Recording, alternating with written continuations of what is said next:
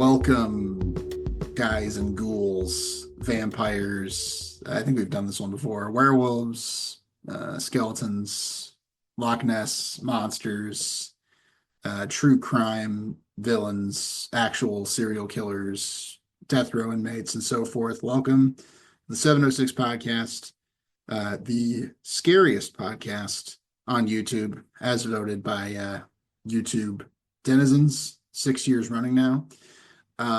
So this is our annual Halloween special in which we review a frightening, horrifying, traumatizing film. But if you're unfamiliar with the podcast in general, basically once per episode, one of us will bring a movie to the group to watch. There are four of us here. We will watch the movie and give our thoughts. And at the end of the episode, we will collectively decide whether it is in fact one of the 706 greatest movies of all time. And unless I am mistaken, none of our previous Halloween films have made the cut. So we're batting zero right now, I believe. So this is an exciting opportunity for me to bring in the first truly canon-worthy Halloween film. And this week we will be doing the Blair Witch Project, the famous 1999 found footage movie, the seminal found footage movie, you might say. But before we go any further, let's have my co-hosts introduce themselves. I believe we have Anthony, Connor, and Kirk, if they want to introduce themselves in that order, or just whatever order they like. If they want to just jump in, that's certainly welcome. There's no rules here. Spooky Boo. Anthony. Tony, I don't think Connor's going to appreciate that pot shot at Monkey Shines saying it wasn't canon worthy, but you don't really talk to your voters that way, especially this time of year, Tony. That's true. I really should not. I should not have dropped that deplorables comment. That might be biting me in the ass in about an hour here, whenever we get to voting. But as I said, we're doing the Blair Witch Project, 1999 horror film, found footage film, sleeper hit. This is a film written and directed by Daniel Myrick, I hope I'm saying that right, and Eduardo Sanchez, two young filmmakers at the time. Yeah, so if I recall correctly, Anthony, you've seen this before, right? And then Connor and Kirk, you're both first timers to these woods. Mm-hmm. Yep. It's Okay. fresh. It's fresh. So I'm gonna hold off on Anthony. I want to get the raw, complete virgin takes. And in this instance, I'm gonna start with Kirk. So Kirk, this was your first trip into the woods. Have you escaped? And how do you feel? Yes, into the woods.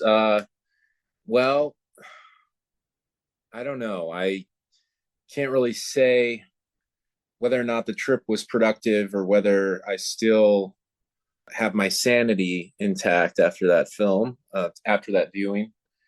Far be it from me to judge a film based off of kind of petty criteria, but one gripe I do have about this film, I should just, because it's the top of my mind, is just how hard it is to watch. And not in a scary way, right?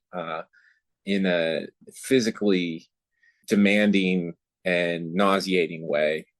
And, you kind of, when we watch movies, right, we formulate opinions throughout the movie and we try to see if they hold up, and then we readjust throughout the movie, and we have an eye toward what we're going to talk about generally. And so that was definitely the most salient point for me, is this notion of whether or not a piece of art should be accessible. And I don't know what the answer really is. I think this movie probably necessitates the method of filming that was utilized.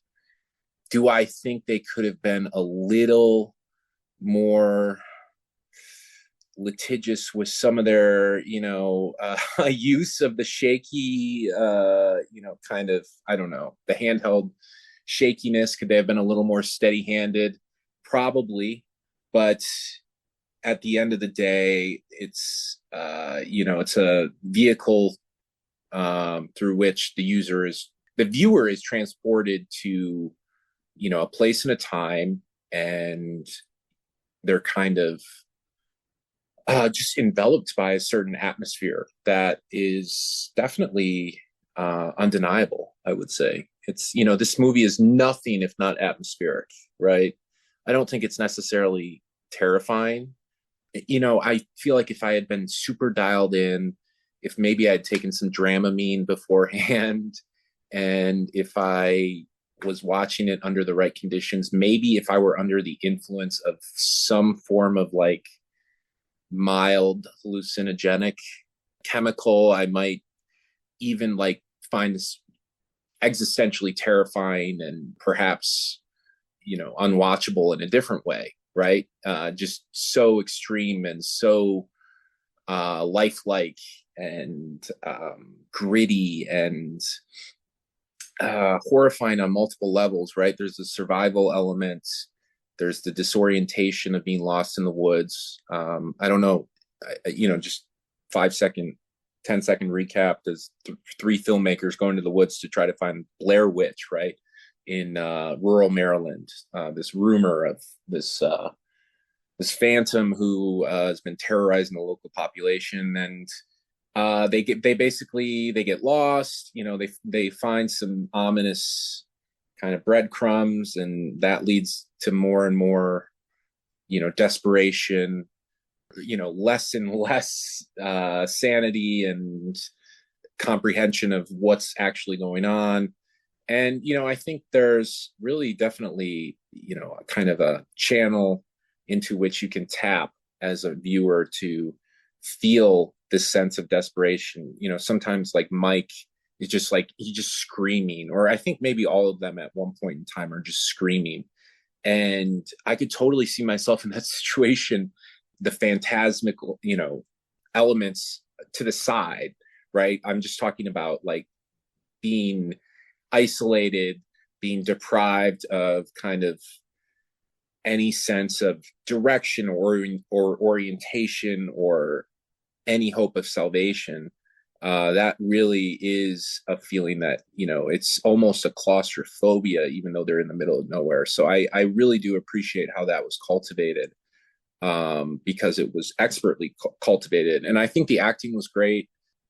It's hard for me to wonder, like, with this found footage, kind of technique, right? How I was always trying to wonder how they would justify continuing to film in the movie.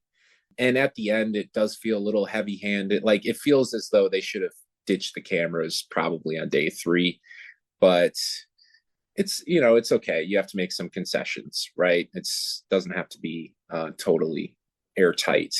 But yeah, very atmospheric. I'm just still on the fence a little bit about like the accessibility, and also the ending I thought was kind of poor. I don't know what a good substitute would have been, but yeah, those are my kind of initial thoughts 30 minutes out from my first viewing. All right. Well, thank you, Kirk. Kirk did not escape the woods. He is still in the woods, and that breaks my heart. But we'll try and find him. But I have a feeling that if we go back in, we're not getting back out. So, with that being said, Connor, this was also your first trek, and for the audience, for the benefit of those listening and who haven't maybe listened to our previous Halloween episodes, you are not necessarily a horror aficionado, but please fill us in on your general background and your experience of watching this film.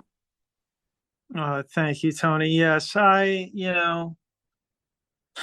don't feel like I want to own the fact that I'm like not a horror fan, but as I've said, I haven't really delved into a lot of the horror classics. We've watched some for the podcast over the years, around Halloween time, of course, is an opportunity to explore the creepy movies of the past. There's so much to say. There's so much that you can say about like what horror is and horror as a genre. Is it really a genre? Because there's so many different kinds of like horror. There's so many different ways to be scared, creeped out. Sometimes, as I've said, with the case of like when I nominated Ed Wood or Scooby Doo and The Witch's Ghost, for example, sometimes horror or Halloween, is kind of a theme where it doesn't necessarily can have elements of the supernatural, without necessarily scaring you. There's all these kinds of different ways of thinking about horror. This obviously, Blair Witch Project is like a seminal example of, of this found footage genre, which I've heard of a recent Japanese example that wish I had looked it up. Anyway, sorry. I'll try to look it up when I have a little downtime to relay that. There was VHS was a sort of anthology that we watched together, I believe, when we were in college. That was very interesting. And there's of course Cloverfield, which I think is not like a classic example. It's a little bit of a twist on the genre, but like obviously Blair Witch is kind of the alpha, if not the omega, of this found footage genre, which you would make sense for being creepy, right? This idea of discovering something that is, yeah, paranormal activity too. Kirk is mentioning in the chat. That's a very good example. A whole series that was very prominent, very popular. I think there's something obviously very creepy about the idea of like, right, of even discovering something, of the reality of this situation, of the reality of what you're finding and not knowing what's going to happen. Why am I looking at it? Why am I watching this now? What is going to happen? It makes a lot of sense for building a kind of grounded sense of kind of first person horror, like so to speak, to use a video game kind of reference in a way. But to me, I found that, maybe compared to those, which I haven't watched a ton of them, but compared to what I imagine when I think found footage horror, I found this movie spent so much time setting up that it was a found footage movie. That, oh, see, they're making a documentary, they're interviewing people, they're doing this, they're doing that.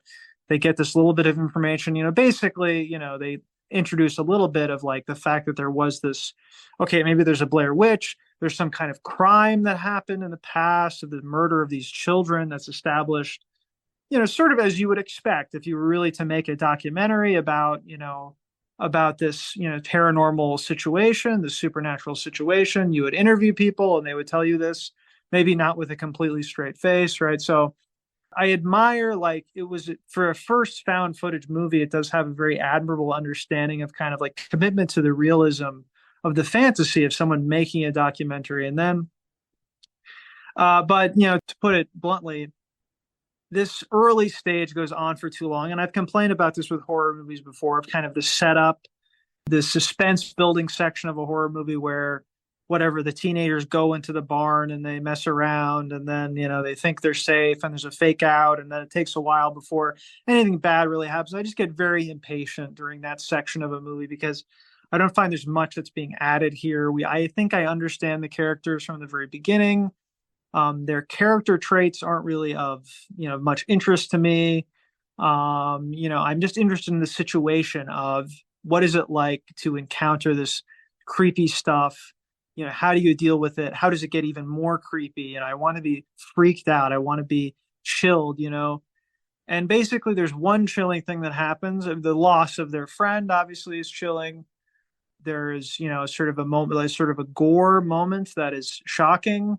And then immediately after that, it's sort of just an obviously scary situation where they're going to die, and then that's the end of the movie, right? And it's like that to me was quite disappointing. Like I found like I wasn't really thrilled. I wasn't really sent or chilled or anything like that. I think it's kind of ultimately light on making use of this found footage scenario. And I found myself like a little bored at times. I found myself like kind of like, sort of my attention kind of wandering. I was interested to watch at the very end, of course. But when I paid attention, the payoff was noticing that, oh, okay, like the stories were true, maybe we're thinking we may see the witch, which was mentioned, but we don't see a witch or anything, but use our imagination. Obviously, that's kind of effective in a way, but the time in which we are allowed to kind of imagine what's going on, I think is so short. And, anyway, so I found it like a little unexciting for me. Like it wasn't like, it didn't really frighten me and it didn't really, grip me. And I found that like, again, I can chalk it up just sort of to the fact that it's kind of a first of its kind.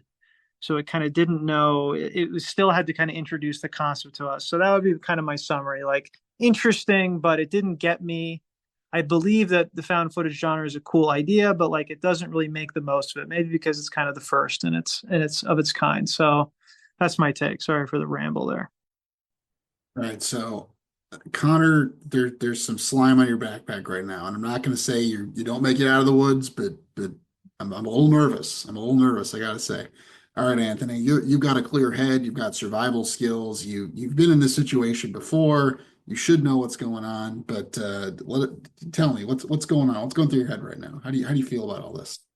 Yeah, this is an interesting one. It's not always where I think I'm more positive than the other two when it comes to a Tony film. With some reservations, I would probably agree that I do find the ending something of a letdown. But I don't. I still struggle with even that if that's the right word, or if I just feel like the ending could have been something different, which may be an unfair kind of criticism to have about the movie. But I'll say this is I don't know of another horror movie that I like this much, where each time I watch it or rewatch it, I'm simultaneously thrilled and disappointed by it at the same time. Because I tend to do what I think or what I imagine is approximate to what many people who experienced the first time back in 1999 did, is I tend to let my imagination run wild. But when I come to finally rewatch the movie, I probably feel something closer to Connor, maybe, where it disappoints me, where I'm like, oh yeah, this is it. But there's something to be said about I think the way the movie allows that imagination to take hold, allows certain things to kind of just be unsaid or unvisualized or just off screen, which I think is truly where the movie's strength lies. Going back to this idea of it being the first of its kind, one of the other things I find remarkable about it is it comes out in 1999, but it's really not till paranormal activity in what 2006, 2007, when the found footage genre like really takes off and like every studio starts pumping these things out. VHS, REC, Cloverfield, Chronicle, like I could just like name a bunch, like off the top of my head. But I also like find that too many people when they make a found footage movie uses an excuse to show something flashy every 30 seconds. Whereas conversely from Connor, I kind of like the slow at times build up. I kind of like the frustrating aspect of who these people are because it feels much more real to me that these three people would be so in over their heads in this particular case and in this particular nightmare. One of the most truly horrific things to me is how they just walk and end up kind of going back to that same like area, which is a trope we've seen probably in like a bunch of horror films and a bunch of video games. But something about the way this movie does it feels truly, I don't know. I feel like if I was in that situation, I would, as Kirk said, be truly losing myself in this moment. So I do think there is something more chilling, at least in the way the movie presents itself and the way it had its effect for me. And I say all that because one of the things I'm fascinated about by this movie, and this is maybe to give credit that's not there to it, is I am fascinated by these stories we hear about this film, and how like when it first came out, like people debated whether it was like a real thing, the kind of whole hyperbole of like one of the kind of movies where the kind of more modern version of the internet really allowed it to flourish. The idea that people were running to their cars, that people in the audience were getting sick. And I think I'm kind of like fascinated by that because I can't really imagine or even consider an approximate of that in our contemporary like movie landscape or even TV landscape. The closest thing I could think of, and this I don't think is close at all, was when the first Paranormal Activity came out. There was a marketing campaign built on simply showing people in the theater with like a night vision camera, like being scared. And so when I come to Blair Witch, I have this whole hype built for me that I wish I could recreate, and I wish I could kind of feel that excitement for. So I understand the kind of letdown of it, but at the same time, I do think the movie kind of lives up to the reputation that precedes it if you allow yourself to be patient and allow yourself to, I don't know, sort of think outside of what's maybe in the movie, which is, I know a kind of criticism Kirk sometimes especially has a problem with. So I don't know, there's a lot I think I have to rave about it, and a lot I think I could say, even if I do have my frustrations with it. But yeah, for the most part, I don't know. I think I would defend this. It's definitely one of the better Halloween films we've done, and it's one of the better horror films But oh, the other thing I just wanted to say is going back to its release. I had to look this up because there's so much pop culture hype about when it came out and how successful it was, and I have not looked this up. Maybe Tony knows, but like I have a feeling, budget wise to profit, this has to be one of the most like profitable movies of all time, if you take that calculation into consideration. But also the fact that this movie came out the same year as The Sixth Sense is fascinating to me too, just because there's something about not horror being in the kind of like cultural consciousness, but the fact that these two movies could kind of capture the pop culture and still have a kind of stranglehold on it the way they have is a sort of tangential thing I'm always interested in. But yeah, no, I like this movie, I think, Tony. Okay, interesting, interesting. So Anthony, he's stumbled upon the house you see at the end of the movie, and he may or may not walk in. That's where we'll see what happens. We'll circle back to him on that. And I don't know for a fact, to answer your question about whether this is the most profitable movie of all time in terms of the returns relative to its budget. I think it has to be. I'm pretty sure it is. I mean, just on my rudimentary Wikipediaing, it made about $250 million, and there aren't consistent figures on the budget. The estimates range. I don't think there's an actual official number that's been announced. I think the filming and production cost about 50 grand, and then in post it ended up costing a couple hundred more grand. Wikipedia says between 200 and $750,000, which is a pretty huge range, honestly. And I think a lot of that was post production, and I don't know if that accounts for some of the marketing as well, because I know that the distributor, Artisan Entertainment, did invest quite a bit into the marketing campaign. And when it was released on home video, they did additional marketing as well. So that may be accounting for that. I'm not 100% sure. But in terms of the amount of money that was put into it versus the return on investment, yeah, I think I can't even think of what else could even compare, because this is a true blue independent film. And I think Anthony raised a lot of good points, which is like the context of the movie when it came out, the marketing campaign, its cultural impact. And these are a lot of things people talk about when they talk about this movie. And in a way, like, I'm loath to spend too much time talking about that stuff because it's outside of the context of the movie itself. But I think that definitely does color my appreciation for this movie. And I think that this is a movie that really only could have come out at the exact moment it came out, in the very end of the 90s, early internet. Really the first example of viral marketing we have. It's a Sundance movie. The 90s are really the decade of like the independent cinema boom, and these filmmakers going to, Sundance and getting discovered. It's kind of the romantic dream of every, independent filmmaker out there. And that's not to say it doesn't happen now, but it doesn't happen as much or with the level of, financial success as it would have in the 90s in these really high profile cases. So this is kind of one of the big examples of that. So it really is a product of its exact moment in time it came out. And I love it for that. I think that's very cool. It adds to the specialness of the movie for me. And I made some of these points in my kind of pitching of the film last time. So I may repeat myself a little bit here, unfortunately. But I think that part of what I like about this movie is its youthful enthusiasm and earnestness, its genuineness. As I said, this is not the first found footage movie. There are several that predate this one from the 80s, at least in terms of movies that have any sort of notoriety. I'm sure there's tiny little independent examples no one's heard of, but the two big ones that are always talked about are Cannibal Holocaust, which is an infamous sort of exploitation movie, kind of infamous for having real animal deaths depicted on screen. I have seen it, not really recommending it to anyone necessarily. And there's another one called The Last Broadcast, which came out a number of years later. These are both in the 80s. So Last Broadcast is a lot less watched and a lot less discussed. I have not actually seen that one myself. So the idea existed before Eduardo Sanchez and I always forget the other guy's name. Daniel Myrick came up with this movie. So basically, these were college friends, and the genesis of this movie is essentially they had a conversation where they realized that they found documentaries about kind of folklore and supernatural phenomena more frightening than actual, horror films that were produced by Hollywood. So they sought out to make a movie that would replicate the feeling of those documentaries that they found so frightening. And I think that spark, that initial idea, which was not them seeing these other found footage movies and saying, "Oh, let's do that again." It was a much more spontaneous, much more genuine spark of what they personally found scary.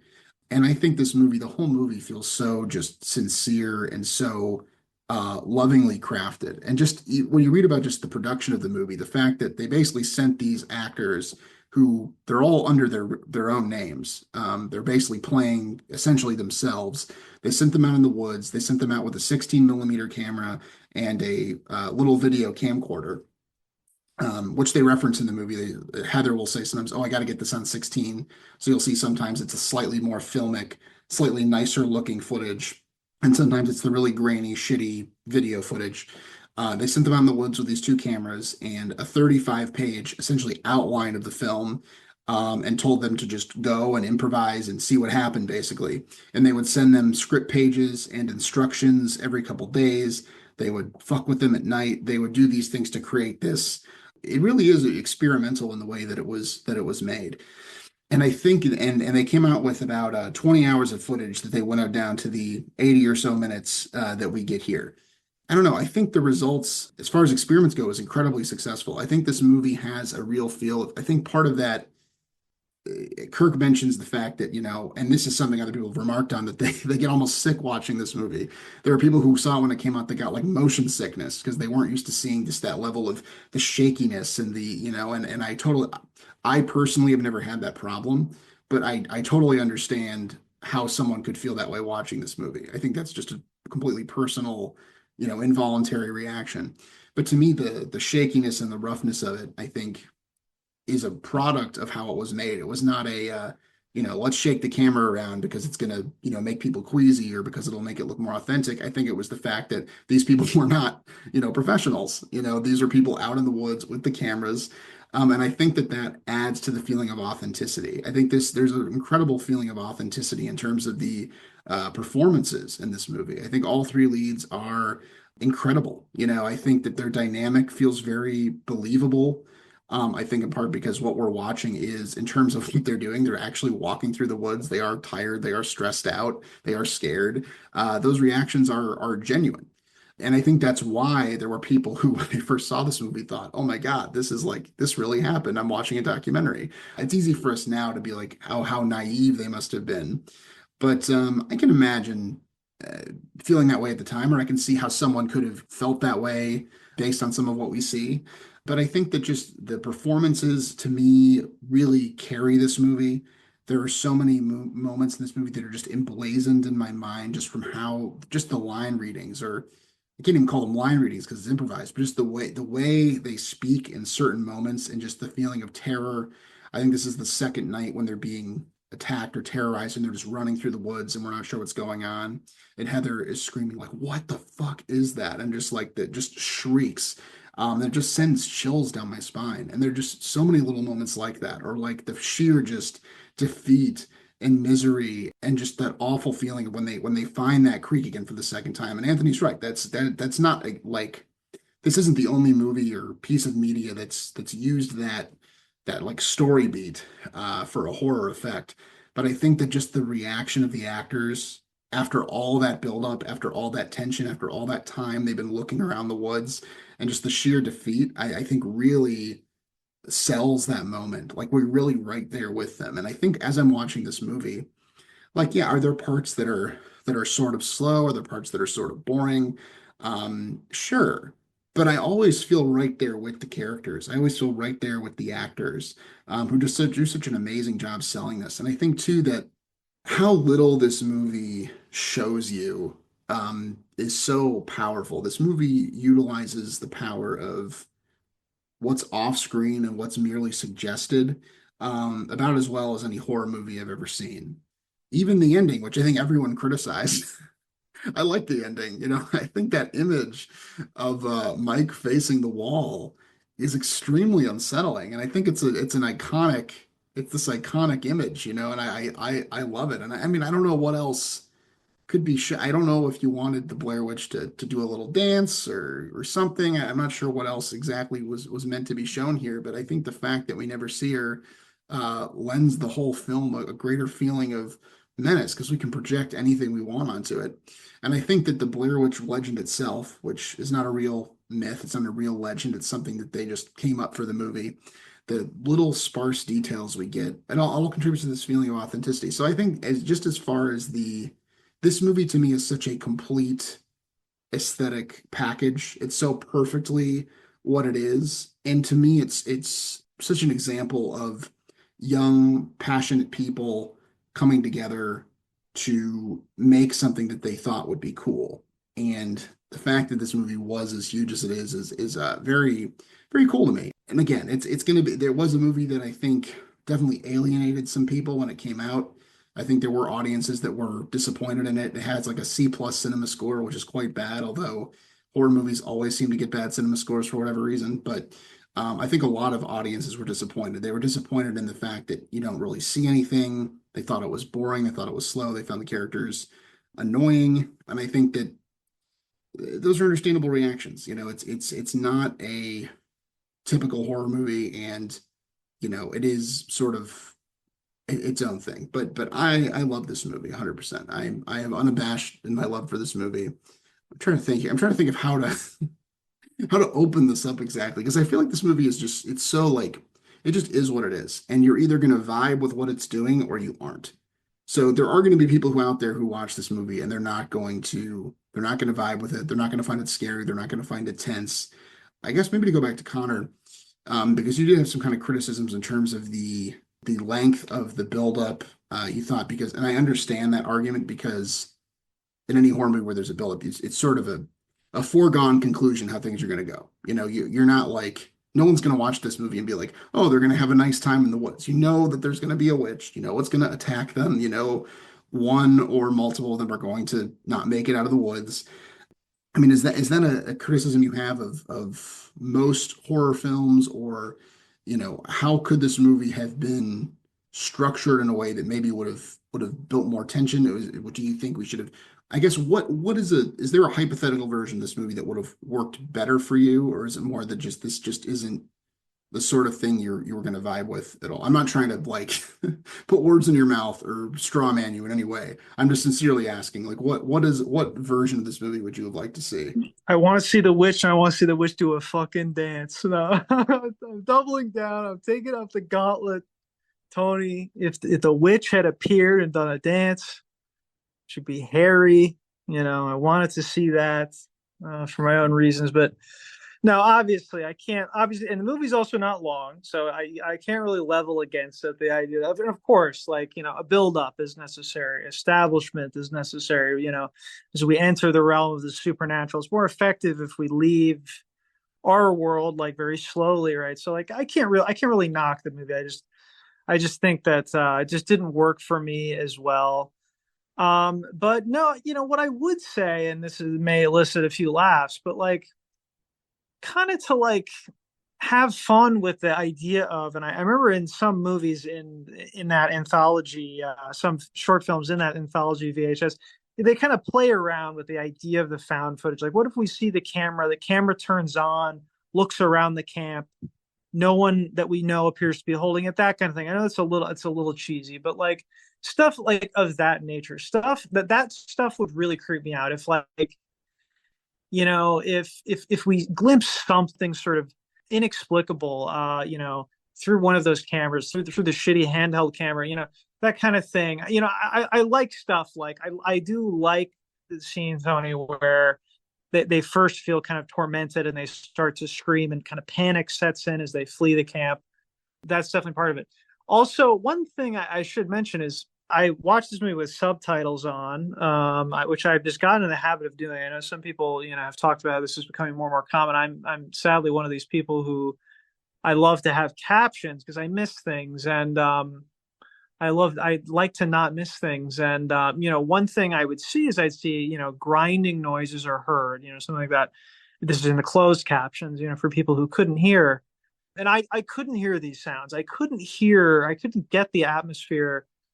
Maybe it's my sound system. Maybe it's this kind of thing. So I wonder if there were some things that were missed in terms of my sensory enjoyment of the movie of hearing those noises, which right would have fired my imagination. But kind of like I'm like, oh, okay, yeah, they mean that there's like either a witch out there, or maybe obviously in the context of the movie, maybe there is no witch. The witch is just the reason they go there. Maybe it's just this killer guy, who could still be alive. Who knows? There are kind of all kinds of possible explanations we could come up with. Our mind boggles at what it could be. So, but I would have found, like, again, I think it's kind of the kind of question where, like, I realize, like, it's not exactly a very smart thing to say, because there's so many ways you could do it wrong, right? There's so many ways you could overdo it. But as the film was, I think it didn't necessarily exploit the sort of the found footage. I mean, it did, obviously, because, another thing about the movie is that, and there's a metafilmic aspect about it where, I think it kind of, to me, there were moments where, I felt almost they were kind of commenting on the nature of making a movie, especially an independent movie where everyone's kind of pissed off and sort of blaming each other and, like, getting on each other's nerves. And, like, I thought there was something kind of interesting about that it sort of had, they kind of harnessed the energy of on-set, kind of tension, which I didn't know, Tony, that they actually, in fact, did kind of antagonize the actors a little bit, to simulate these emotions. I think there is something interesting about it that, but anyway, so, I concede to what you say, Tony, that, the length and the way it all plays out is, effective, but, maybe it's a certain desensitization that I have. I don't know.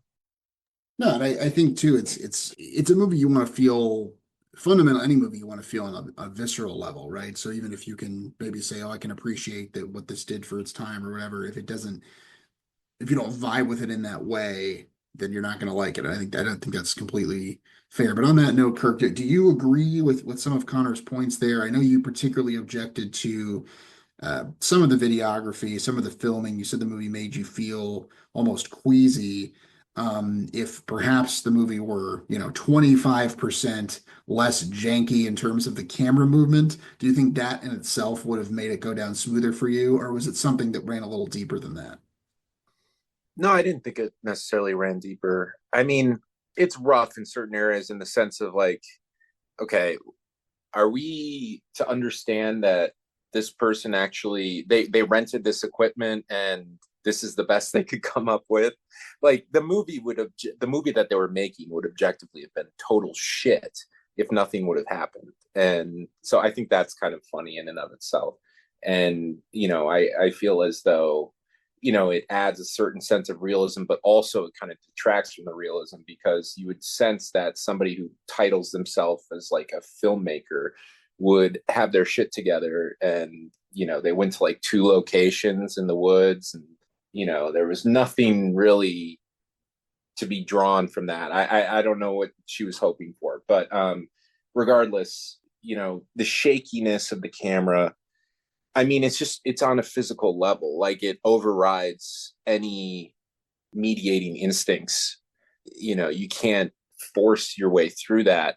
Another movie that actually I got sick whilst in the theater was I Am Sam with Sean Penn.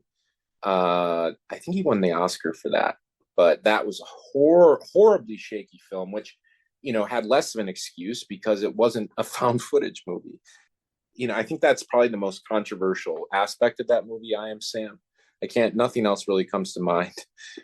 Yeah, I don't know if that's a deep cut for all you 90s kids out there. But anyways, the shakiness, it's hard to overcome.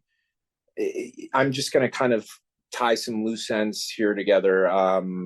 The ending, I think, I could have done without him standing in the corner. I mean, you're saying, what do I need more? Do I need, like, a headless baby to tap dance down the stairs? No, I think I just didn't need to see him in the corner. I think that was pretty stupid. But I was feeling, a heightened sense of fear at the end.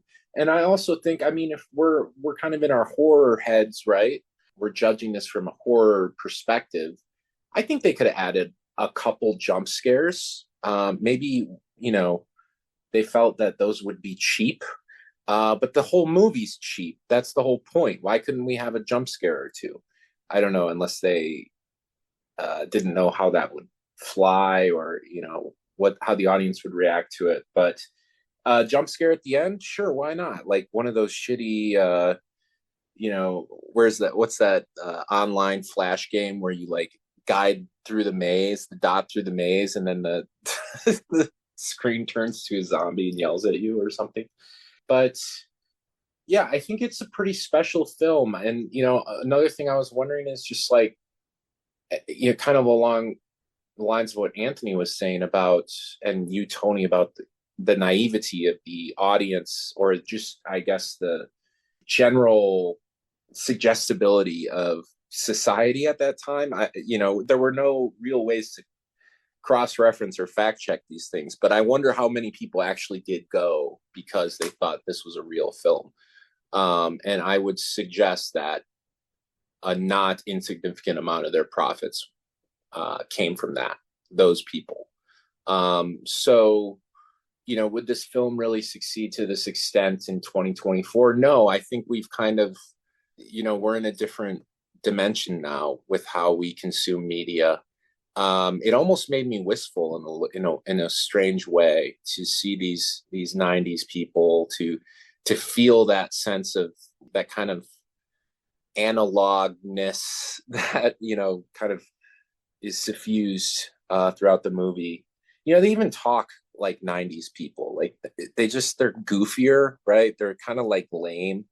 It's like if you ever watch like an interview with Kurt Cobain, they kind of talk like that, and it's just kind of funny to see. So I think as the movie gets older and older, and as we get older and older, it's taking on a different quality. It's becoming almost a historical artifact that the found footage angle only serves to really potentiate and like make even more special. So I would be curious to see how somebody, views the film in 20, 30 years, and where it sits, or if it's just lost to time. I don't think it will be. But anyways, kind of rambling there. But I just think this is like a movie where your thoughts can be as disparate as some of the, it's a kind of a jumbled mess of, one scene to the next, but it comes together in a certain way. So anyways.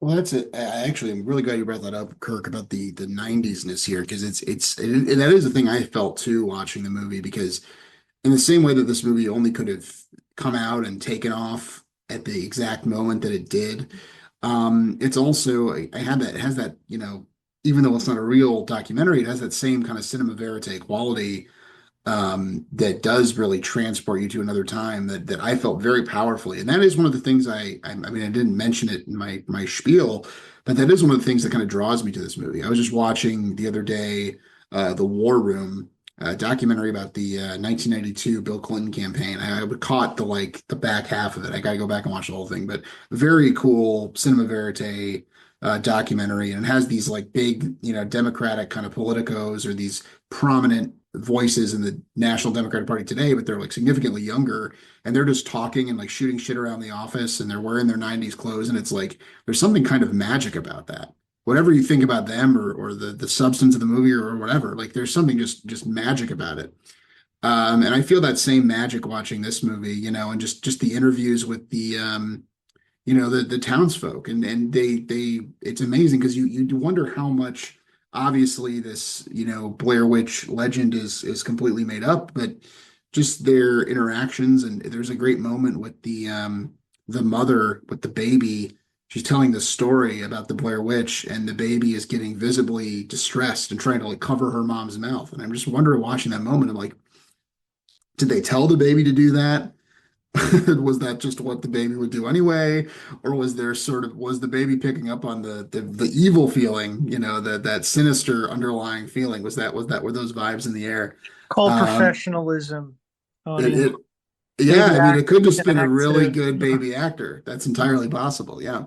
But I don't know. Does any of that resonate with you, Anthony or Connor? Yeah, let me just bring up three things real quick that just jumped in my head after hearing all three of you talk. First, the most basic point about the 90s is the movie comes out in 1999, but it's also important to remember that it's set in October of 1994, and that 5-year gap feels large. It's like the second or third season of the X-Files to like the sixth.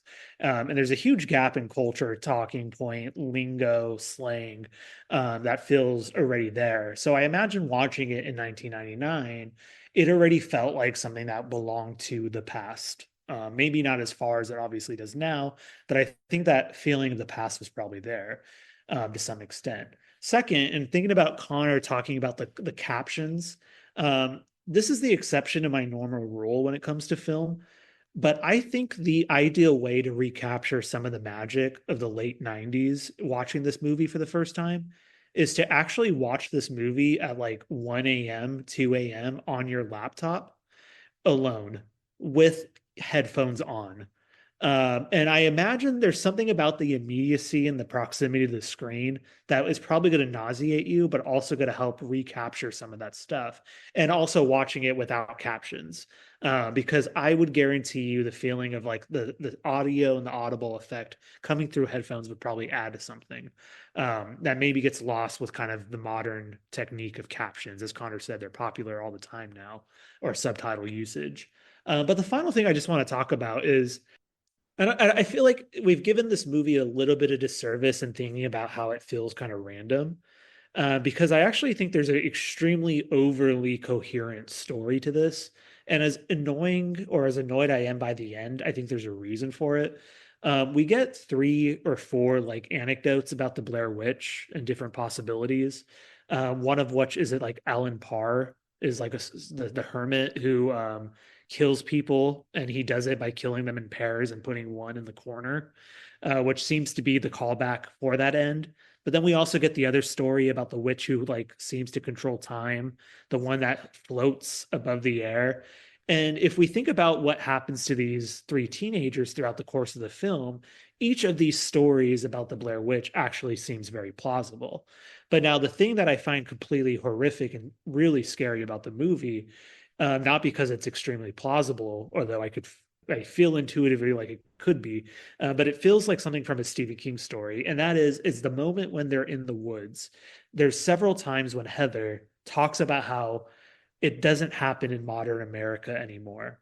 We don't have wilderness. I don't think that's the exact line, but she says something like that. She's like, we've gotten rid of all this stuff. This doesn't happen in modern America. And she comes back to this kind of line or versions of it a few times. But the more the movie goes on, the more trapped they are in this circle. But also the more we just see the woods as like an endless parade of things until they end up at that house. And so the movie seems to suggest they get trapped in this kind of loop, almost as if they've gone back to become the very victims of the legend itself, which is the most horror trope, Halloween trope we could imagine. And I feel like if we actually think about these legends that they hear as real and as true to them in this world, the movie's structure is much less random than we think. It all kind of coheres into everything that we've heard at the beginning, which is something I think is actually really cool and impressive. I don't know if anyone else thought about the story this way, but it's just something I've been thinking about on my third rewatch of this film. Sure. So the ending shot with Mike facing the wall is obviously the callback, as you mentioned, to the story. It is actually Sierra made sure I noticed this. She's like, listen to what he's saying. I actually didn't remember that particular detail. But what were the other two anecdotes that are kind of echoed later? Okay, so if I remember right, there's the one of the witch that gets the kids, Hmm. and then there's the other, the butcher, the kind of the killing of like multiple people. If do I have that story right, In or the am I 19th century. But in the yeah, she 19th talks century? about that when she's already like there at the site, right? Yeah. Like So Heather tells that story. the house itself is a callback because it's supposed to have been burned down in one of these stories. And if I have it right, it was the butcher one, although maybe I'm mixing that up. But the house is there when they stumble it on at the end, implying that either the story's been incorrect or they've seemed to have gone to this moment in which they become the victims of each of these stories. So, and then the other one is the witch. The one that we don't see, of course, is things floating, the witch floating like in the air or whatever, because her feet never touch the ground. But she literally drags kids to the water. And what happens to them is they're constantly being pulled to that river. And Okay. the one character is completely frustrated by this. He says it multiple times. He's like, "Why do we keep going back to the water, dude?"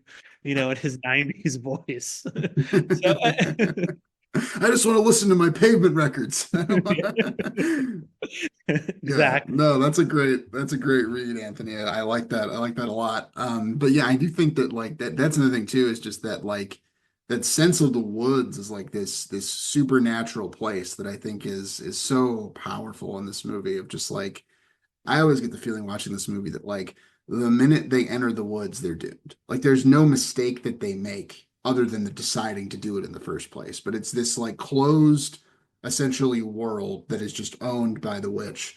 And this isn't something that's communicated explicitly, but I think that is that kind of atmosphere Kirk was alluding to is that evil feeling I've mentioned I associate with this movie is that feeling of being trapped, that feeling that the woods these woods are not woods that are from our world. They're not woods that are real or that make any sense. They're woods that are owned by this supernatural entity, and we're trapped there in that space with the characters. So yeah, so that adds the thing, but I like that a lot. So I think that with all that being said, I think we've touched on a lot of the big points here. I think it's we can probably pivot to starting to go on to the vote. So if you guys have any final thoughts on the film and want to say your vote, I think this would be as good a time as any. I'm gonna I'm gonna be very strategic here. I actually I feel very sure about how this is gonna go, so I guess it doesn't really matter. All right, Connor, lay it on me. Sure, and Tell me also what's going on. I just wanted to add another '90s thing. When they come back to the river, maybe it's at some other point. The Josh says, "Fuck you, God." I just thought that was very '90s. Like kind of surprisingly seriously, like "fuck you, God," but like kind of anyway, yeah, but otherwise, like I don't know, like it's tough. Fitting it into its time is interesting. I really like what Tony said about the kind of meta context of the movie, or the way the movie was made. It's not meta, but you know what I mean? Just the way the movie was made and how it was promoted and why it became so popular, and that it was in a kind of window of time that it had to come into being, and and obviously it's such a success. I mean, I would like to know more actually about what these filmmakers did after this, which I could simply Very look up on little. Wikipedia. They did the sequel, which is I've never seen, but it's by all accounts Yeah, there's awful. two. There's apparently a Blair, just a yeah, another one, and then one called Blair Witch. But anyway, it is what it is. Otherwise, there's more we could say about. And I was gonna say some stuff about, like comparing it to the time. I mean, it's interesting, like, maybe it's less effective. I don't know. This is gonna be very cheesy. I'll say it anyway. That in our world of the handheld camera on all of us, does this become less effective? We have so much found footage of war, for example. I know, like, I shouldn't just be laughing at myself when I'm saying it if I don't take it seriously. But there's more to be said. I wonder if anyone can pick up on that. As we continue to discuss, as we wrap up. Though I can concede that my gripes with the movie are not necessarily super smart. They're kind of symptoms of being maybe not the best ideal viewer. And though I can appreciate this as an artifact, I still don't love it as a film going experience. I still don't love it as a movie that I want to return to, that I want to show to other people. And, I don't know quite how to square it, but I'm gonna go with my gut and say no here. Hopefully my guts won't be The torn only out of time me. no, that's all right. I don't think that's cheesy, your point though. I think that's a good point. I think that Yeah. some of the novelty of even the found footage conceit is his kind of worn thin. You're right. We do have access to all sorts of horrifying imagery that is actually real and is filmed on people's cell phones now. So yeah, so I think that's a fair point. We may be a bit desensitized. And that does make me wonder about this movie's kind of ongoing legacy. I like to believe that it will endure, but I don't know. I don't know how Gen Z feels about the Blair Witch Project. All right. I am going to toss it to Anthony. Anthony, how do you feel? Yeah, well, just before I give my vote, I got to say though, the found footage thing may be wearing thin, but also just a couple years ago during the kind of tail end of, no, it was actually a little after. It was probably like 2022, 2023, 2022. There was another found footage movie that went like viral. I don't actually know how many people watched it, but I felt like everywhere people were talking about it, Gen Z students I had, and that was Skinamarink, which is a found footage movie, paranormal style, in which like the camera's just in the house and it follows two kids. I thought that movie was personally a dud, but it seemed to have like a rave following. So maybe found footage fails still for us, but I guess there's always that next generation or like new moviegoers who are going to be excited by it, even if the reality of found footage is everywhere now. I don't know. Maybe there's something to just the time capsuleness of this entirely that is still exciting. Last thing I just want to say is I just remembered this other detail. Robin Weaver is the one character who actually comes across the Blair Witch in the legend and escapes unharmed. But we find out through detail that the search party that wants to go see ends up murdered in Coffin Rock, the five people. So just kind of another interesting detail that I keep thinking about. It's a movie that I don't know, maybe it's made for me in this way is that I just want to piece these things together with stuff that's not fully given to us. But because of the excitement there, because I'm still picking these things up 3 watches later, I got to give this a yes. I actually fully support the Blair Witch, but also the Adam Wingard sequel is a terrible, terrible movie, which follows the sibling of one of these characters in which they find this house once again. Anyway, just remembered I've seen that one. Did not see Book of Shadows. I'm glad you brought that up, Anthony. And yeah, Skinner Marink would have been a masterpiece if it was 20 minutes long, but at 90 minutes, it was pretty tough to get through. In addition to the sequel, there is a video game, there is a comic series. At one point, there was talks of a TV series, and if there was ever a movie that should not be a franchise, it is this. It just is its own thing. You got to But all watch after right, the credits though, with Samuel L. Jackson comes out and they yeah. all, yeah. Yeah, maybe. Well, I tuned off after the credits, so maybe I missed that one. But all right, Kirk, I'm not optimistic here. He is actually barfing into a barf bag right now, quite performatively, I might add. I'm pretty sure he was, putting his finger in the back of his throat a few minutes ago. But all right, Kirk, take me out back behind the woodshed, and let's end this right now. It's tough, Tony. It's really tough. I mean, I feel like I'm going to the vet with my 16-year-old dog and you're petting it on the table and the IV's being inserted and I don't know what to say, but I just can't overthink this. I mean, there has to be some element of subjectivity here, and this movie's almost unwatchable. And so I have to go with my gut. Oh, but do I? I don't know. Gosh, this is tough.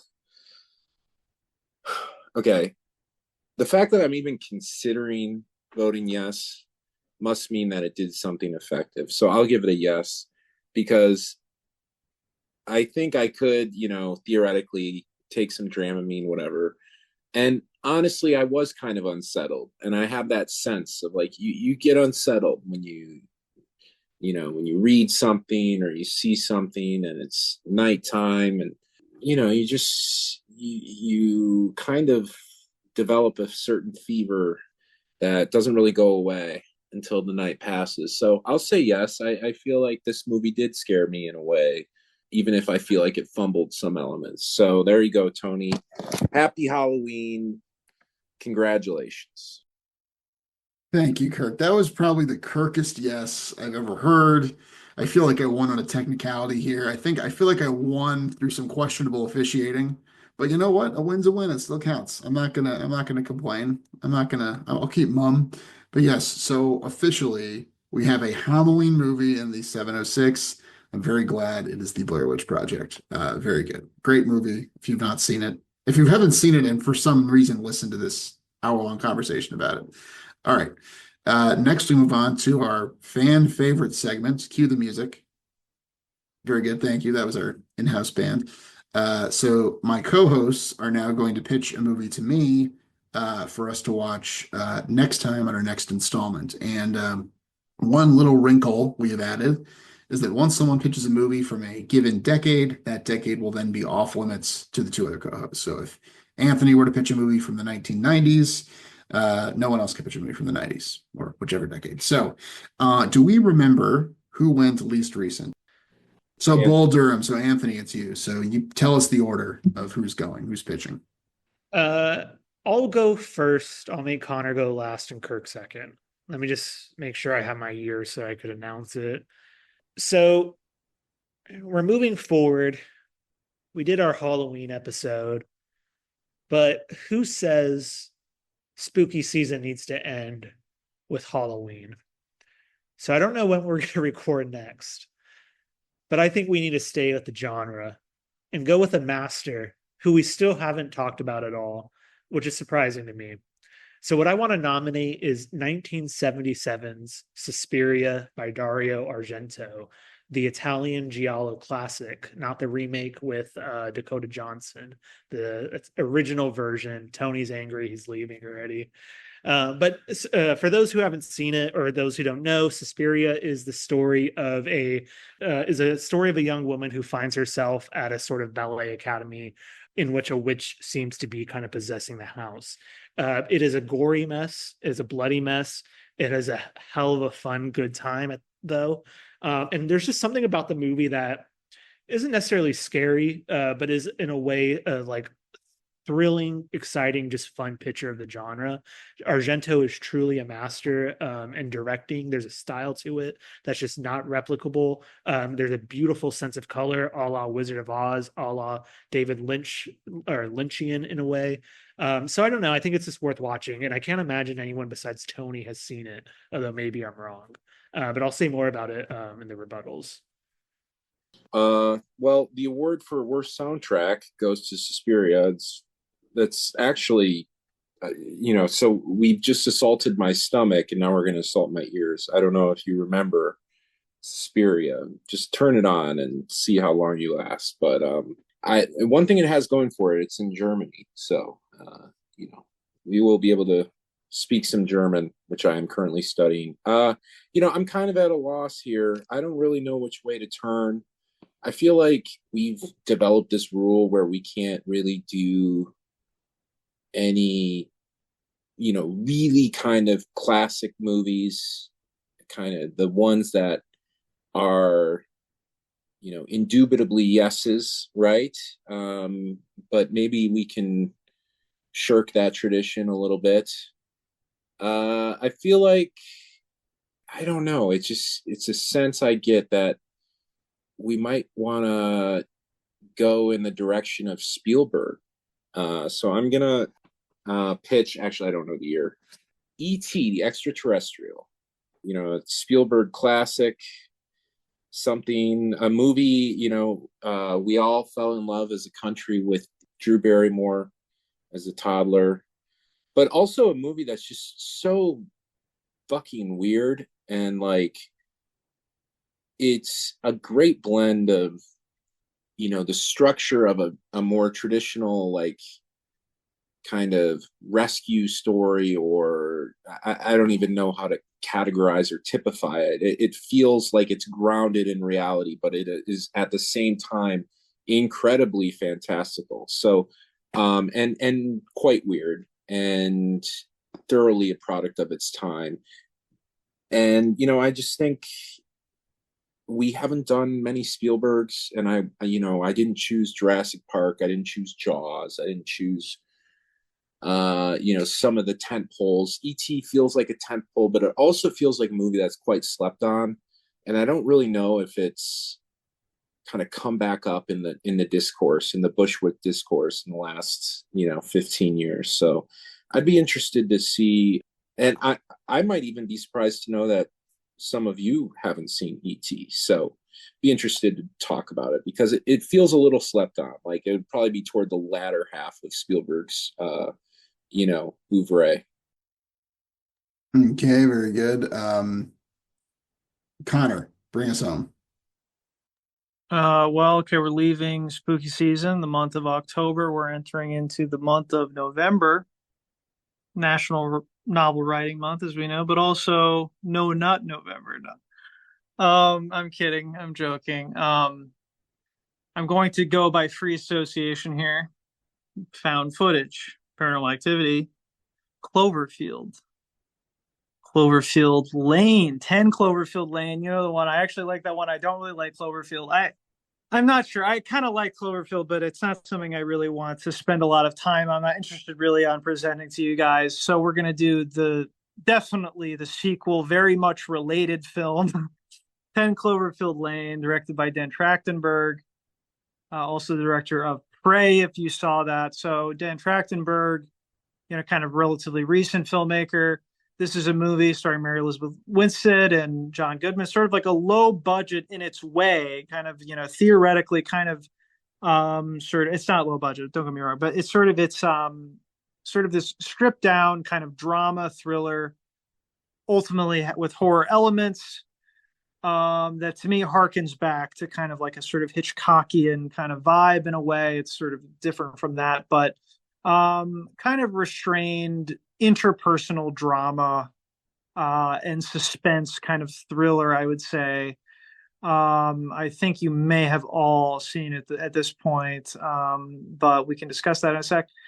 But I think it's a super interesting movie. It's for kind of showcasing what I would like in horror. I know it's not really a horror movie proper, but what I find very compelling about film, what I find compelling about movies, is a very interesting case too. I think we now have a little bit of distance from it, to be able to talk a little bit about when it came out in 2016, the kind of curious fact of its being sort of branded as being a Cloverfield sequel when it really was not. It was not written as a sequel of any kind to Cloverfield. But interesting how kind of in our modern system of sequels, of franchises, right? How a movie that maybe might harken back to a different kind of time might be kind of snuck in. And I think the movie itself, there may be some interesting discussion we can have about that in discussing even the very plot of the movie, the very events of the movie. So I really would love to discuss this movie with you guys. I really love it as a kind of recent, kind of hidden gem. And yeah, that's my pick. Gotta say, these are strong picks. This is one of the tougher rounds of pitching I've received as host here. I could see myself picking any of these depending on my mood. So let's get some rebuttals, starting with Anthony. Sure. So it sounds like Tony has obviously seen it. He owns the DVD. Kirk, did you see Suspiria, or did you just listen to the Goblin soundtrack? It's in progress. I'll say that. Okay, so We're bringing out all the Kirk tropes here. It's in progress. Of okay, like so after seven you movies finish I'm it, currently watching. yeah. Connor, have you seen Suspiria? I have not seen Disturbia. No, I don't watch any of Shia LaBeouf. So sorry. I was gonna say that for the rebuttal, but for Kirk style. But I think I may have tried to watch it. Like I may have, I think I really haven't been intending to watch it for a long time, but no, I have not. Okay, so that's kind of interesting. I mean, I imagine, I don't know what your situation was like, why you own that movie, Tony, but there could be something in as simple as a motivation to get these other two to finally finish that film, since they seem to struggle with it otherwise. But I do think there is an artistry to it. I mean, for all the kind of insufferability maybe Kirk is pointing out or feeling, I do think it kind of rewards its viewer, and I do think the movie has a kind of psychological and a conversational depth, not in the way I talked about Blair Witch Project, where I was pulling things out, but simply in the kind of question of the movie's kind of fairy tale, kind of twisted aspect, the way it kind of deconstructs that sort of storyline, the way it kind of plays with what we expect or what we want from a woman in horror film, and the way we kind of want titillation and excitement in this kind of academy of the dance world. So I don't know. There's something to be said, I think, more specifically to defend my choice, but it's difficult because in some ways I feel like you just need to watch the movie to actually have those kind of points pointed out, which maybe not a great line of defense. I'll say this is Connor's film. Tony and I remember seeing it at the premiere, I think, in New York our senior year in college. I think I've nominated it like 10, 15, 20 films back. I would be thrilled to watch 10 Cloverfield Lane. I do think it would probably hold up. I really liked Mary Elizabeth Winstead's performance in it. There's something fun about that movie, I'll have to say. Kirk's film E.T. I put it in the category of The Sound of Music because when I was a kid and I watched that film and I watched The Sound of Music, something about both those movies just irrationally annoyed me. I've never gotten E.T.'s charm. I've always found the alien kind of like just like frustratingly coy and like I don't know, I can't think of another word, but just like it annoyed me even as a kid. The whole ET phone home, I just said it was like, please go home. Like I just did not want to watch that movie. So Got him. Gene Siskel over here.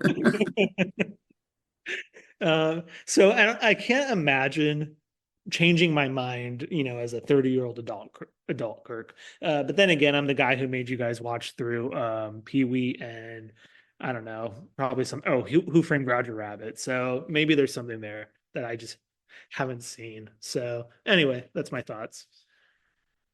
All right. Well, in my defense, I don't think 4-year-old Kirk would like Suspiria, so I guess we're on even playing field here. I don't know what to say. Or Cloverfield, 10 Cloverfield Lane. No, come on. E.T. Here's what I'm getting at. Here's what I'm driving at, Tony. I just looked this up. E.T. is Steven Spielberg's highest rated film. It's a 99 on Rotten Tomatoes. I know that's one of many sites. Schindler's List is a 98. It's higher than Schindler's List. It's a 70 audience score. That intrigues me. That's a story. Why is that the case? Is it too hokey, right? Is it too corny for modern palates? And I think it is. And I want to understand why, and I want to go back and I want to, kind of get in the DeLorean and figure this out a little bit. We did a little bit of a dive of the turn of the millennia here, and I want to go back to 1982. We had our great Californian actor president, in office. We had what else do we have? I think we're about to boycott the Olympics, or we just did. I think we just did. Yeah. Anyways, I'm not the biggest 80s history buff, but I don't know. I think E.T., there's something I didn't like about it when I was a kid too. And that's why it's so intriguing to me, because I want to know what was so discordant for me. Like, it doesn't go down smooth like the Goonies. It doesn't go down smooth like Raiders of the Lost Ark, or some of these kid adjacent films of the era. Raiders is PG. It's more PG-13 than a kid's film, but it's an interesting movie. I think it can at times be called, boring or boorish, and then also childlike. But I want to kind of break down those barriers and do some interrogation of what we've come to decide ET means in the cultural tapestry of film. So anyways, that's my choice. And the other two, Suspiria, I still maintain is the worst opening credits scene. I'm surprised multiple people didn't walk out of the theater, because it's the same 6-second song loop playing over for about 3 minutes. And the rest of the movie might be great. First impressions matter. And then Connor's movie, I think there was some sort of premiere at NYU that Tony, did you go to? I can't remember, but just the mere fact that Tony got to go for beers with John Goodman made me jealous. So I don't want to watch that either. It was Mary Elizabeth Winstead herself, Kirk, if you want to feel jealous. By the way, I like that your pitch for ET was spending 3 minutes talking about all the ways it kind of sucks. That was a very interesting strategy. We'll see Exactly. how it pans out. But it Reverse might Okay. work. psychology, baby. This is how Yeah, it that's goes. interesting. Yeah, that was some yeah. All right, Connor. All right, last word here. Let's see if you can sway I us. I don't really have much to say against the other movies. I'm very interested in seeing Suspiria. I haven't really loved. I want to love Dario Argento's films. I haven't really been able to like get a hold on them to like learn to like love them. They kind of feel a little bit like, yeah, I come from a different time and place. The Giallo film is specific, it has its own, it's kind of characteristics and it's different. And I know the visuals are going to be like sumptuous and interesting and colorful and all this. So I really should give him another shot. But like I said, I haven't been the biggest fan of his, but I have no idea how Tony feels. But as for ET, watched it on VHS when I was a kid, and it's sort of one of those things that just kind of just sinks in there. And you have, as a kid, you watch, you have no particular feelings about it. It's just this is just what your culture has served to you. I remember watching it on TV when I was like probably far too old for this. I was probably like, maybe like 13, 14, I don't know. And watching and seeing like just the clip of like ET in the hallway or something, and I just being viscerally disgusted by this alien. I find him really hideous and frightening to look at. So maybe in the spirit of like conquering my fear and disgust, I really should learn to love ET and cherish him. But I think Kirk's right. Interesting to revisit these movies that kind of like Titanic. I have to say, like a movie that like because to me it's so prominent. I sort of ignore it in a way. It's sort of hiding in plain sight in a way. And I think Kirk has a point of asking us to watch these movies. And I'm intrigued. But I think 10 Cloverfield Lane, you kind of, because you've seen it, so sort of what I'm getting at. I think it's just a nice little piece of cinema. It really nails what it's trying to do. Has an interesting kind of ending that we can, of course, discuss and debate. It just checks a lot of these boxes of a fun podcast movie, but and we can reminisce about our glory days in 2016 as well. But yeah. Man, this is the toughest one I can remember where I've been host and I've had to decide this. Again, on different days, I could pick any of these. As for 10 Cloverfield Lane, Connor, I remember you when we did our best of 2016, it was your number one. I think it's cool to go back and revisit one of those. I like that it's a relatively recent movie, which, Connor, his tastes tend to skew towards older films, so it's always interesting to see what recent movies really, ring Connor's bell. E.T. is really interesting to revisit. Suspiria, I kind of want to just make them watch it if they haven't seen it, just to force them through it. I also like that you're pitching another horror movie. I really appreciate that. It is still October. I'm still in that spooky mood. I really do want to watch Suspiria. If it's the movie I'm watching today, like if I were to watch one of these right this second, it would be Suspiria. But having heard the rebuttals, having heard the pitches, I think it's got to be E.T. I always like going back to the big canonized classics. It's been a while since we've done I guess which is sort of canonized, but since we've done like a Citizen Kane or something like similarly influential, huge, iconic. And I think Kirk made a lot of good points where E.T. is one of those movies it's a capital C classic. Everyone knows it's a classic, great movie, and yet I feel like I don't know anybody who actually likes it all that much, myself included. So it'd be really interesting to I don't know, it's been a while since I've seen it. I want to watch it again through my 30-year-old eyes and see how it holds up. I just rewatched Raiders, which I was never a huge fan of in the theater on 35, and that was pretty cool. And I'm pro Raiders now, so we'll see if I have a similar come to Jesus moment with the extraterrestrial. Also, none of the other movies have video games, and the ET video game is one of my favorites. So. And none of the other movies inspired a Lil Wayne song. E.T. phone home. E.T. phone home. I forget the rest of the lyrics. Probably a lot of profanity and nods to Flacio and stuff. But Tony, thank you very much. I will not let you down. The movie might, but I'll try not to.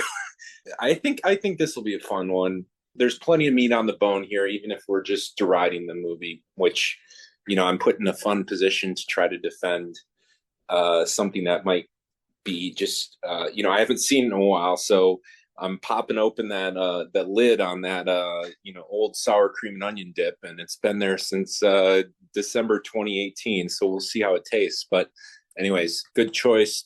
Thanks, Tony. Anthony, take us away. I just got to say, before Tony picked the film, I had a live audience cat that was captivated for an hour and 15. And as ET was named, he started to go into a zoomy mode, and he'll never recover. So, on that note, I'll have what she's having.